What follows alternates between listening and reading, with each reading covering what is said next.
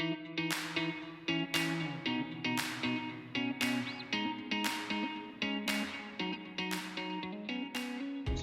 Tom Lorenzini, Senior Vice President at the RMR Group and also Senior Vice President at Tremont Realty Capital. RMR, based in Boston, is an alternative asset management firm, about 40 billion of assets under management, solely focused on commercial real estate. And Tremont Realty Capital is the credit arm or the lending division of the RMR Group. So through the RMR Group, we manage several publicly traded equity REITs as well as several private capital vehicles, and we manage the assets inside of those entities. The vertically integrated platform manages all types of real estate for our client companies, including multifamily, retail, hospitality, traditional office, medical office, life science, senior housing. So broad breadth of product of asset classes, some 2,000 single properties across the country, 30 offices across the country, and as I said, based in Boston. Tremont Realty Capital, as the lender, we provide middle market financing, generally in the loan amount range between $25 to $75 million on value add or transitional middle market commercial real estate, which fits very well with the RMR platform, given our experience in the middle markets, and that helps translate into the lending into the middle market space.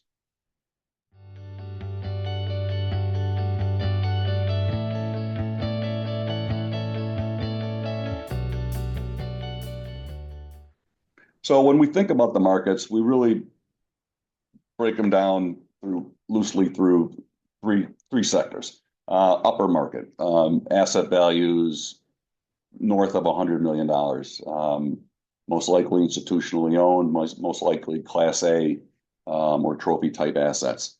The lower end of the market, or the small end of the market, asset values less than $25 million, generally with sponsorship, maybe local individual owners or mom and pop type owners.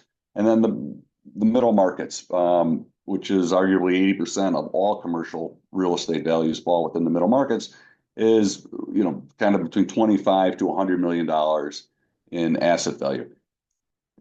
Now, the middle market doesn't mean smaller markets. It doesn't mean geographically smaller markets. It doesn't mean smaller population centers, smaller MSAs necessarily, and it certainly doesn't mean lower quality assets. It's really more of a function of being kind of the largest sector of real estate. But there's also in there what you have is generally a value add type real estate. It could be opportunistic. It could be core plus. So we're generally not talking about trophy assets. We're generally not talking about Class A newly delivered assets. These are generally solid B assets, A minus assets. For a point of reference, might be a $50 million multifamily asset that was built 10 years ago.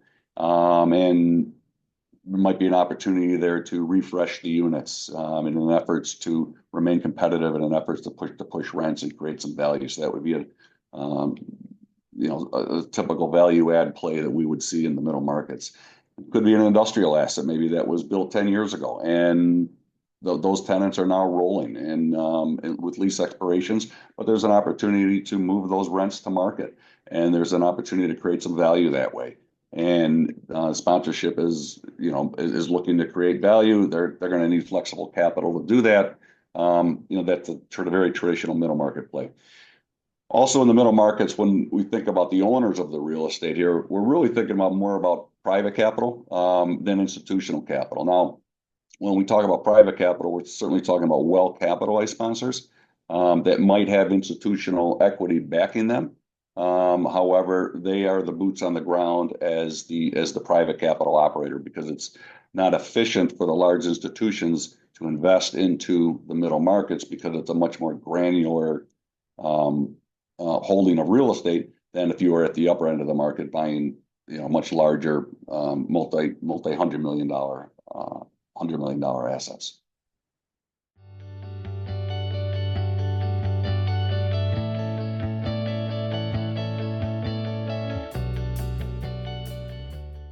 On the middle market side, a couple things there. Because of big preponderance of those assets might be value add, or there might be some sort of value proposition or value creation that they're going through.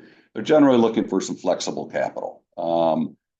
Middle market lenders or borrowers, I would also say, are looking for relationship type lenders. Now, historically, the banking community, the regional banks and the local banks really were the go-to lender in this space up until the last couple of years, when in 23 we saw a couple of pretty high profile solvency issues at a couple of banks. We saw kind of deposits across the sector transfer from the banks, and as a result of that, the banks pulled back on their lending. And while they have come back a little bit, there's still a void that's there. So in order for that void was financing the types of properties, these value add transactions, things like this nature. So sponsors today are looking for that relationship lender to replace the bank that may no longer be there for them. When we think about like the upper end of the market, right, we start thinking about institutional Class A properties. Those are generally going to be financed more often than not, kind of long-term fixed rate. There's low risk. There's lower probability of default. In the middle markets, borrowers are looking for creative financing because there is value creation. So they're looking to acquire the asset, then they need to improve the asset. And that's generally a 3 to a 5 year business plan, and they need a lender that's going to work with them to do that. And again, they're looking for that relationship. I mean, we look back at our own history and our portfolio here, and we have multiple borrowers that come back again and again to replicate the process and to work with the lender that they know and that they trust, and that's critical in the middle market space.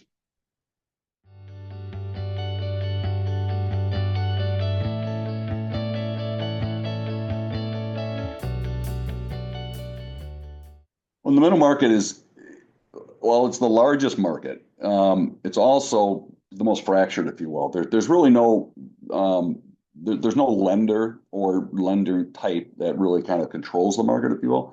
And that provides opportunities. As a credit manager, and why we look at this space, we believe we're able to achieve higher risk adjusted returns. And one of the reasons we're able to do that really is because the financing here with the banks pulling back has allowed us to increase market share and has allowed us access to a group of borrowers that traditionally maybe we wouldn't have seen because they were being banked by the regional banks, and they're seeking new relationships. So it helps us grow our portfolio.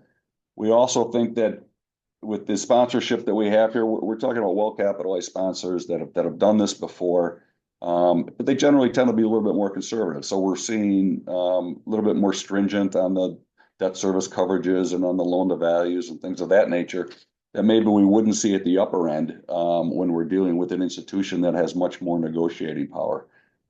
So the other aspect that we see with middle market lending as well is, from a credit manager's perspective, we're looking at the diversity that we're able to get with our pool of capital. So we're able to do much greater number of loans with an average balance, again, between that 25 and $75 million range, which is much more, we're able to diversify risk, geography, property type, borrower, versus lending at the higher end of the spectrum, or maybe you don't have as much diversity because you're writing much larger ticket loans.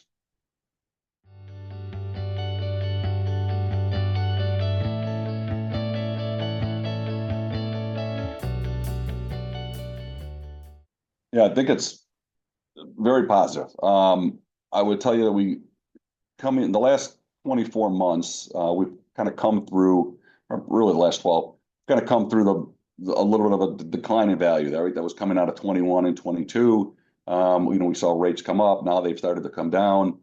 And because of that, we've seen values have we've either passed the bottom or through the trough, and they're starting on the upswing, which is a terrific time to invest as an owner in the real estate.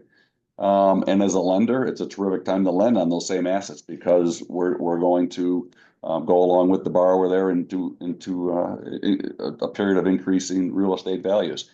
Now, in 21 and 22, there was a significant amount of debt capital that was in properties that were acquired and that were financed.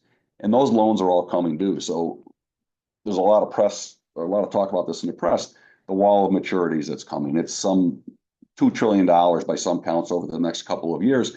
All of that financing is going to need to be redone. So two things are going to happen. They're really, there's a refinance that needs to get done, or if there's if there's been a decline in value and they're not able to refinance because rates are higher now than they were before and values are slightly lower, that asset needs to be sold. And if that asset is sold, then there needs to be an acquisition loan that goes with that. So that's a terrific time as a lender to have a significant amount of transactions to choose from. Borrowers are optimistic because rates are coming down. So we're starting to see capital come in from the sidelines on the acquisition side.